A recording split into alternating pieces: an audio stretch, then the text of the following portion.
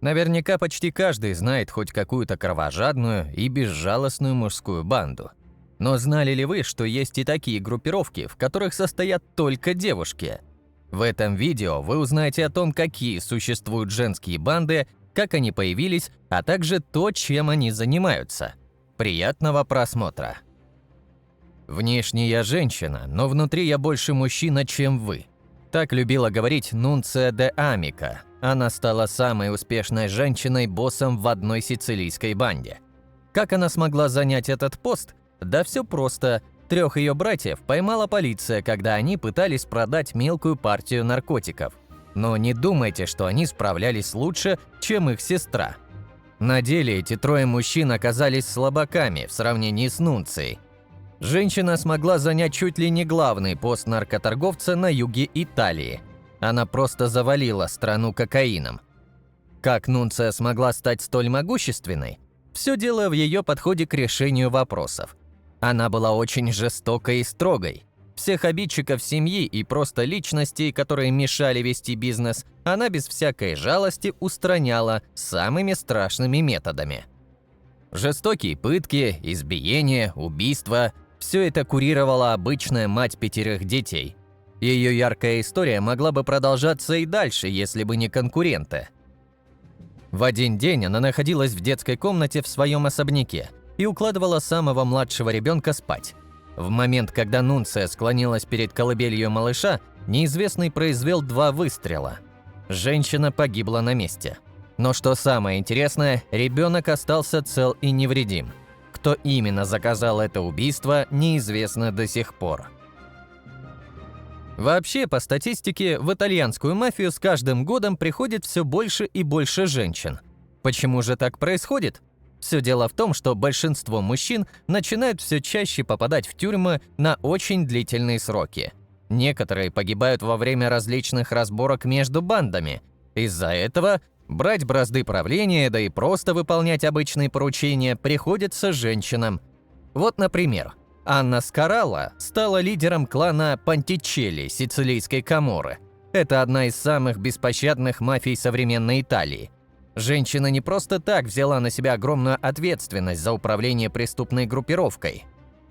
Она отлично справлялась с этой ролью. При ней мафия продолжала развиваться, захватывая все новые и новые территории, а также расширяла свою сферу влияния.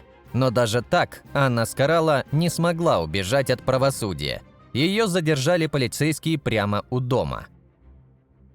Но самое интересное, что в современности существуют банды, состоящие только из женщин. Так, в Японии после Второй мировой войны начали появляться специфические преступные группировки девушек. Если в довоенное время в основном таким промышляли представители мужского пола, то в начале 1960-х годов все начало стремительно меняться. В это время в Японии начала формироваться интересная субкультура, которая называлась сукэбан. Кстати, слово «сукэбан» переводится как «женщина-босс». В группировку входили молодые девушки, которые проявляли особые криминальные наклонности. Вели они себя очень вызывающе. Девушки часто грубили кому попало, хулиганили, участвовали в драках, а также воровали, употребляли алкоголь, а некоторые особы и наркотики. У этой группировки были и свои отличительные черты. Девушки носили только вызывающую одежду, даже в тех местах, где это запрещено. Например, в японских школах есть строгий дресс-код, по которому ученики должны носить только специальную форму. Сукэбан, в свою очередь, не выполняли эти правила. Помимо просто вызывающей одежды, девушки часто делали себе татуировки. К слову, в Японии тату считаются чем-то плохим, так как их носят лишь преступники и члены различных группировок, что в принципе одно и то же. А когда мода начала меняться, под нее стали подстраиваться и участники банды.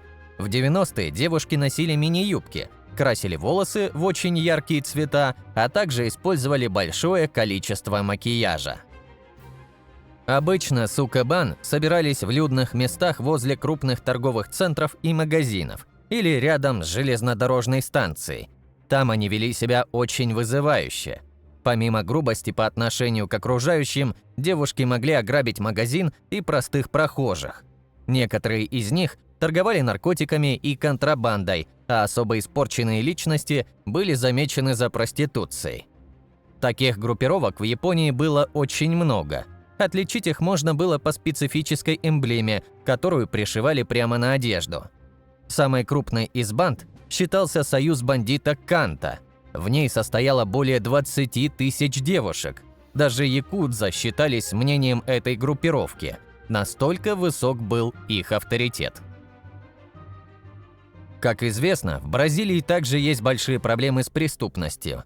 Обычно банды в этой стране торгуют наркотиками и оружием, участвуют в разных конфликтах и нередко нападают даже на полицейских. В основном эти преступные группировки состоят, конечно же, из мужчин, но и девушки не остались в стороне. Несколько женщин-блондинок сколотили свою собственную банду. Они занимаются не настолько ужасными вещами, как мужские группировки. Вся суть их деятельности заключается в похищении богатых дам. Они отбирают у них деньги и банковские карты, после чего быстренько тратят их в ближайших магазинах. При этом с жертвой ничего не делают. Ее просто удерживают в специальном для этого месте, пока заветные денежки не испарятся с их счета. Стоит отметить, что в банде состоят очень даже приличные на первый взгляд девушки. Они имеют хорошее образование, многие учились в престижных зарубежных университетах, знают несколько языков и могут на них свободно общаться, а также хорошо одеваются и тщательно следят за собой. На первый взгляд по представительницам этой банды и не скажешь, что они хоть как-то связаны с преступным миром. Хорошее образование дает свои плоды и при совершении преступлений. Девушки не требуют выкупа за свою жертву, лишь тратят ее деньги, а после отпускают. А то, как устроена их группировка, еще интереснее. Она делится на два отдела.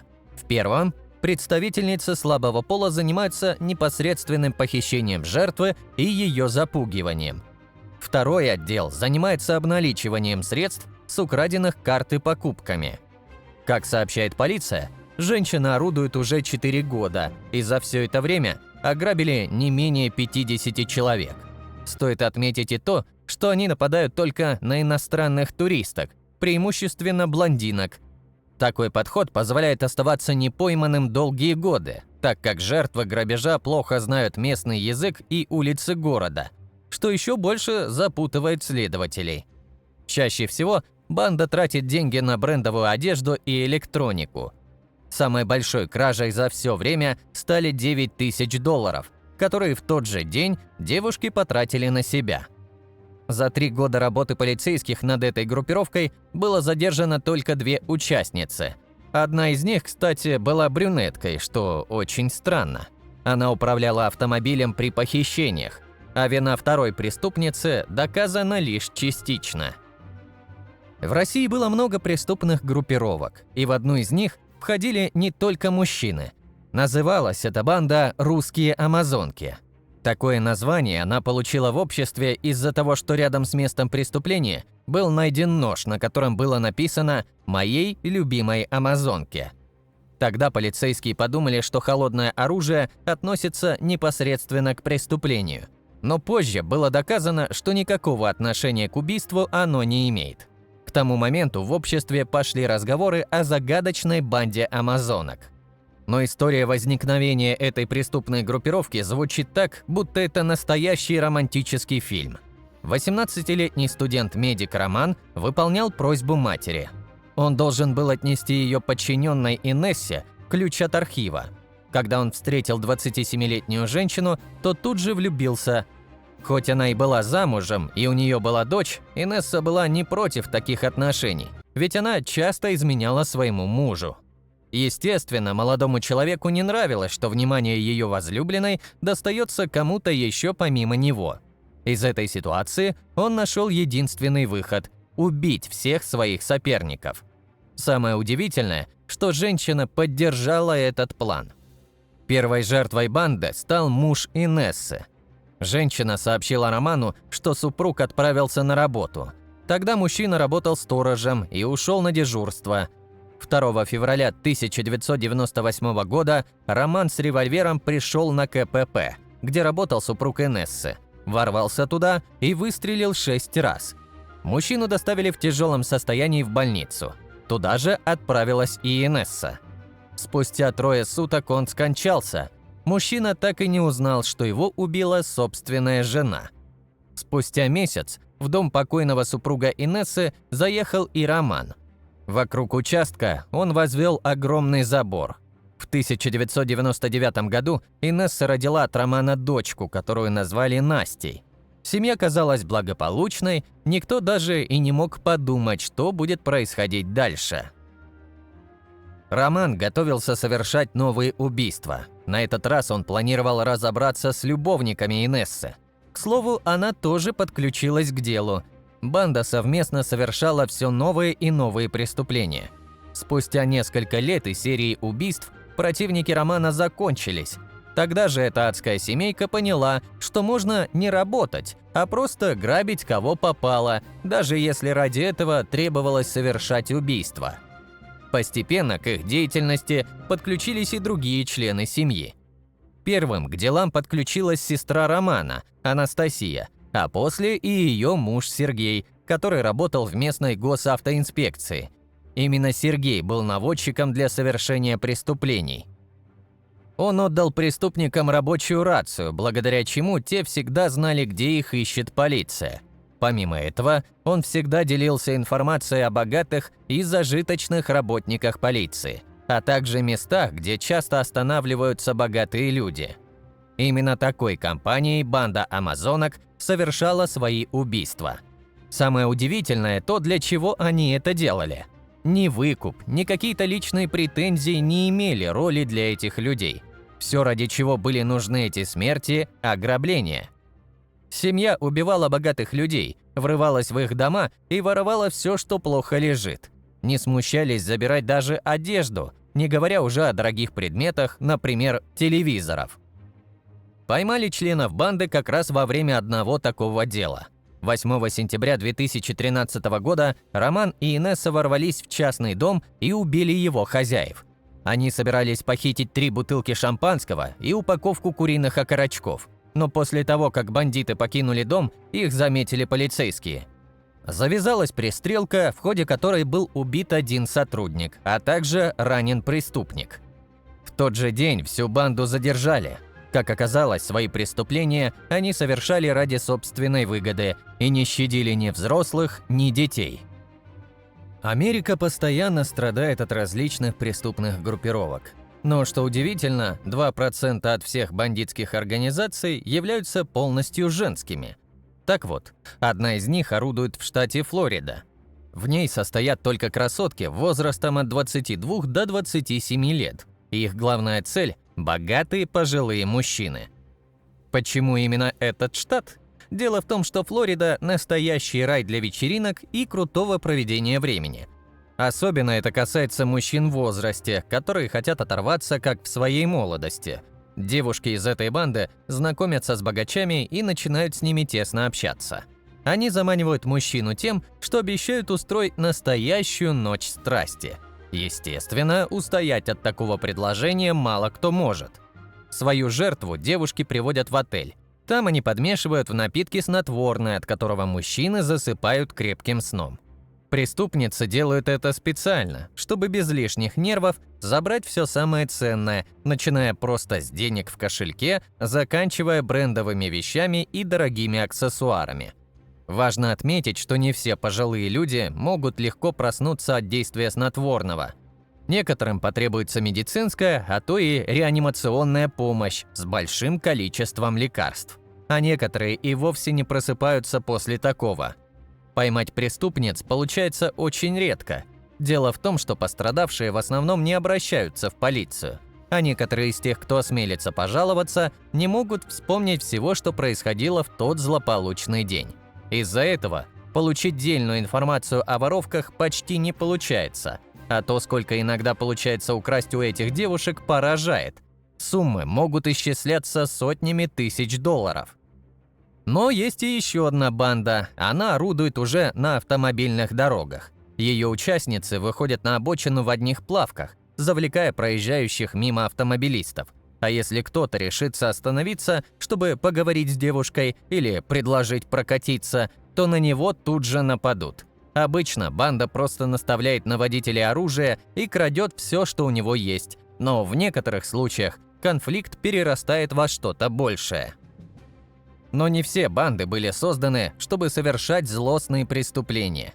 В Индии существует своя местная группировка, состоящая только из женщин.